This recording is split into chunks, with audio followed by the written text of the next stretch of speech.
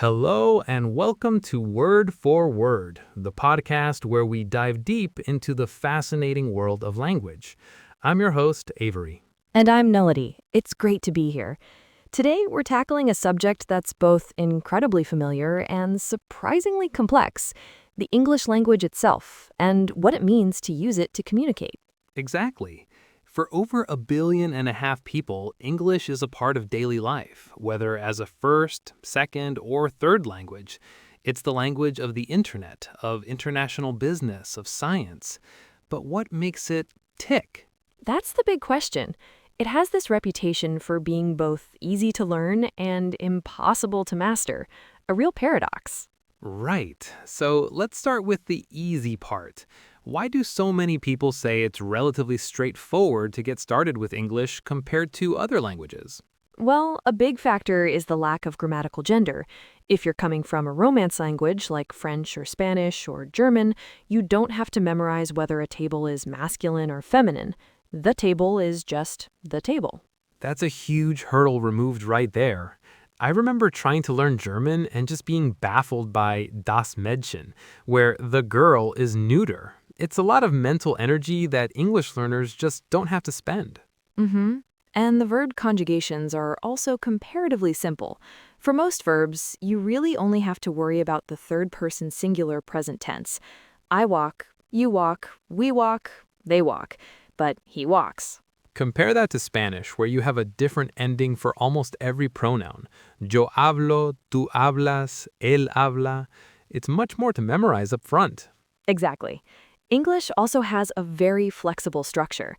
You can often say the same thing in multiple ways. Yesterday, I went to the store. I went to the store yesterday. To the store, I went yesterday, a bit poetic, but still understandable. Poetic or Yoda-like? Yes, exactly. But the core message gets across. So you can start forming basic, correct sentences pretty quickly, which is a huge confidence booster for learners. Okay, so we've established the shallow end of the pool. It's welcoming, the water's fine, but then you start to wade out a little deeper and you realize there are some serious undercurrents. This is the impossible to master part. Right. And I think the first major obstacle people hit is pronunciation. The link between spelling and sound in English is tenuous at best. Tenuous is a polite word for it. It's chaotic.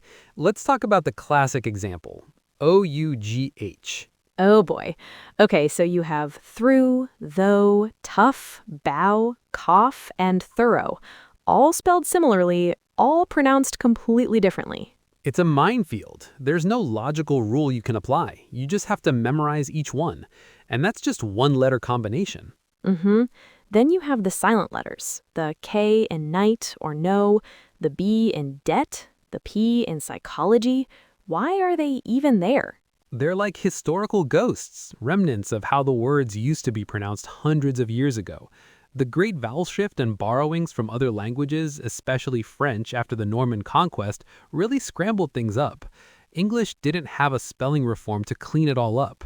You know, we've touched on the history a bit with the Norman conquest and the great vowel shift, but it's worth diving into just how much the language has transformed. Its journey is really the key to understanding why it is the way it is today. You know, we've touched on the history a bit with the Norman conquest and the great vowel shift, but it's worth diving into just how much the language has transformed. Its journey is really the key to understanding why it is the way it is today. No, it just kept everything. It's like a linguistic hoarder. I might need this silent W in sword later. Totally. So once a learner starts to get a handle on the pronunciation madness, what's the next big wall they run into? I would say phrasal verbs. This is a huge one. These are the little 2 or 3 word verbs that are everywhere in spoken English. Look up, look down, look into, look over, look out for. And their meanings are often completely unrelated to the original verb. To give means to hand something over, but to give up means to quit. There's no way to guess that. Right, or make up. You can make up a story, which means to invent it. You can make up with a friend, which means to reconcile. Or you can just put on makeup. We use them so naturally that we don't even realize how confusing they are. I might tell someone, I'll get back to you after I run this by my boss and we figure out how to sort it out. That sentence is packed with them. Get back, run by, figure out, sort out. Yeah, it's a minefield. And they're inseparable from sounding natural in English. If you only use the formal one-word Latinate verbs like investigate instead of look into, you can sound a bit stiff or robotic. Which leads us to the even bigger category, idioms. Ugh, the idioms. It's raining cats and dogs, bite the bullet, break a leg, spill the beans. Imagine hearing break a leg for the first time before going on stage. You'd be horrified. It's the ultimate example of how language is not just about literal meaning, but about shared cultural context. Completely. And idioms are so ingrained in how we communicate personality and tone. They add color and texture to the language. But for a learner, they are just walls of nonsense. Yeah, you can't decode them, you just have to know them, and there are thousands. This brings up another point, which is the sheer size of the English vocabulary. Because of its history of borrowing from Germanic, French, Latin, and Greek, and now from languages all over the world, it has a massive word stock. Right, so you often have multiple words for the same concept. A kingly welcome comes from Old English, royal from French, and regal from Latin. They all mean roughly the same thing, but they carry slightly different connotations and levels of formality. That makes sense. It gives the language incredible richness and nuance, but for a learner, it can be overwhelming. Which word should I use? Is ask okay, or should I use inquire or query?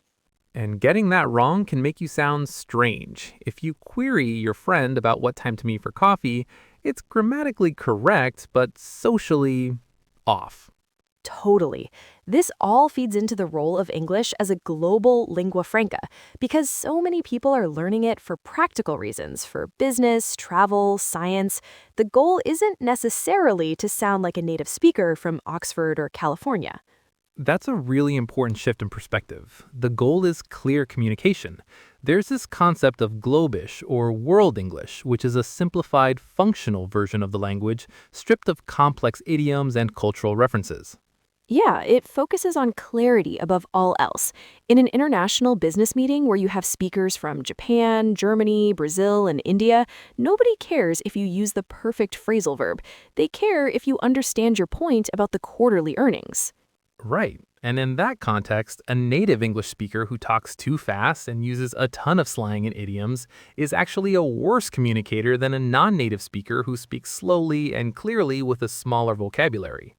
That's so true. The burden of understanding often shifts. It puts a responsibility on native speakers to be more mindful of their audience, to code switch in a way. Code switch. I like that. So let's turn this into some practical advice. What would you say to someone who is currently learning English and feeling overwhelmed by all this complexity? My number one piece of advice would be focus on communication, not perfection. Don't be afraid to make mistakes. Every error is a learning opportunity. The goal is to be understood, not to sound like Shakespeare. I completely agree. And immerse yourself as much as possible. Listen to music, watch movies with subtitles first, then without. Find a podcast on a topic you love. It helps you get a feel for the rhythm and flow of the language, not just the grammar rules in a textbook. Mm-hmm. And don't worry about your accent. Accents are a part of identity. There's no single correct English accent. As long as you are intelligible, your accent is perfectly fine. That's a great point. Now, what about advice for native English speakers when they're communicating with learners? First, slow down. Just speaking a little more slowly and clearly can make a world of difference. And enunciate. Yes, and avoid complex idioms and slang, at least initially.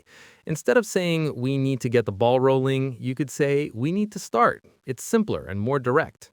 Absolutely. Be patient and be a good listener. Don't interrupt to correct a minor grammatical error if you understand what they mean. It can be really discouraging for the speaker. If you don't understand, ask for clarification politely. Could you explain that another way? Is much better than what? It's about creating a supportive communication environment. It's a two-way street. It's not just the learner's job to be understood, it's also our job to make an effort to understand. Exactly. The ultimate purpose of language is connection, and when you're communicating across cultures using English, you're building a bridge, and that bridge needs to be built with patience and empathy from both sides. I think another interesting aspect is how English itself is changing because of its global role. New words, new structures, new ways of saying things are constantly being absorbed from other languages. It's not a static entity. That's so true. Think about words like pajamas from Hindi, or ketchup from Malay, or shampoo, also from Hindi. These are just part of English now, and new ones are entering all the time through global media and the internet. Mm-hmm. And it's not just vocabulary. In some parts of the world, grammatical structures are influenced by local languages, creating unique and valid forms of English, like Singaporean English or Nigerian English. They're not wrong English, they're just different varieties. Which challenges the whole idea of a single standard English. Whose standard is it? Is it British received pronunciation? Is it general American? Why should those be considered more correct than the English spoken by a billion other people? It's a really fascinating and ongoing debate in linguistics. But I think for the everyday user, the takeaway is that English is a living, breathing, evolving tool. It's a mosaic pieced together from bits of other languages over centuries. A beautiful mess, you might say. A beautiful mess is the perfect description. It's chaotic and inconsistent, but it's also incredibly expressive and adaptable. That's its strength. That's why it has become this global phenomenon. So, as we wrap up, what's the one final thought you want to leave our listeners with, whether they're native speakers or are on their journey of learning English? I think it would be to embrace the mess. Don't be intimidated by the strange spelling or the endless idioms.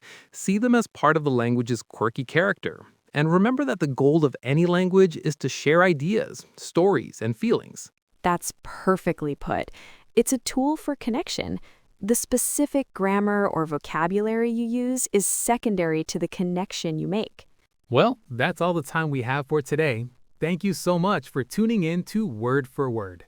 Join us next time as we explore another fascinating corner of the world of language. Until then, keep communicating.